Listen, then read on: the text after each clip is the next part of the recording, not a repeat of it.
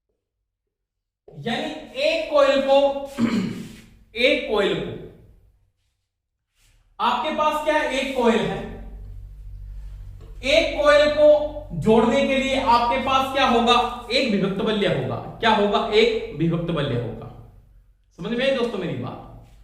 और विभक्त बल्यों को जोड़कर किसका निर्माण, यानी मेरे पास इस चालक का एक ही लूप था। कल मैंने बात की चालक का मेरे पास एक लूप है, ऐसे लूप बना हुआ था एक ही।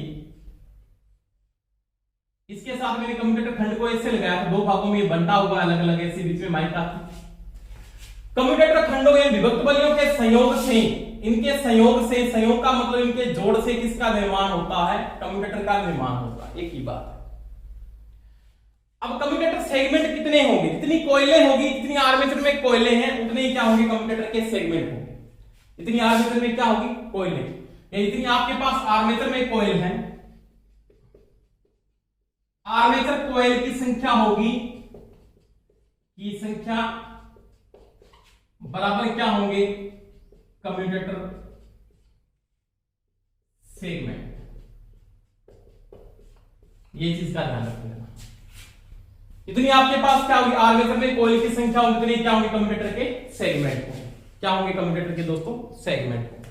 अब देखो कम्यूटेटर सेगमेंटों को आप क्या करोगे कि मेरे पास ये कम्यूटेटर के सेगमेंट है सारे के सारे।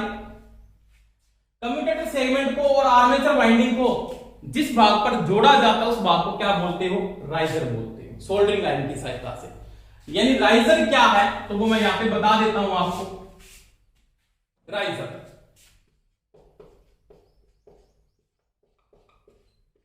जिस भाग पर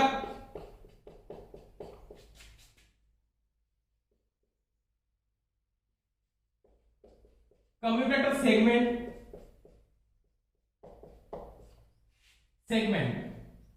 या खंड एक ही बात है, वह आर्मेचर कॉइल को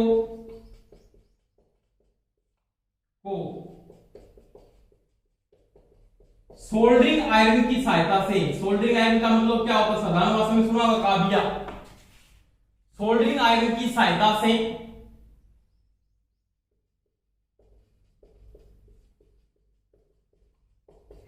जिस भाग पर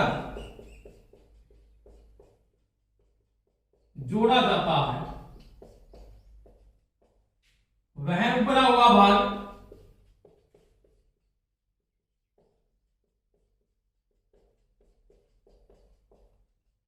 राइजर कहलाता है। क्या कहलाता है, राइजर। यानी यहां पे सोल्डरिंग के द्वारा आप क्या करोगे, कम्यूटेटर सेगमेंट और किसको जोड़ दोगे, आर्मेचर वाइंडिंग को जोड़ते हो, वह ऊपरा हुआ भाग क्या कहलाता है, राइजर कहलाता है। तो ये दोस्तों मैंने किसकी बात की थी, कम्यूटेटर या दिक् परिवर्तक की बात की, जिसमें अपने को ध्यान रखना है। तो आज के लिए अपने इतना ही पढ़ेंगे, आगे अपने नेक्स्ट पार्ट बच्चे हैं तो पढ़ेंगे वीडियो में। धन्यवाद दोस्तों। सभी क्लास को अगर अच्छी लगती है तो सभी लाइक जरूर किया करो और शेयर भी किया करो। धन्यवाद, बेस्ट ऑफ लक, जय हिंद।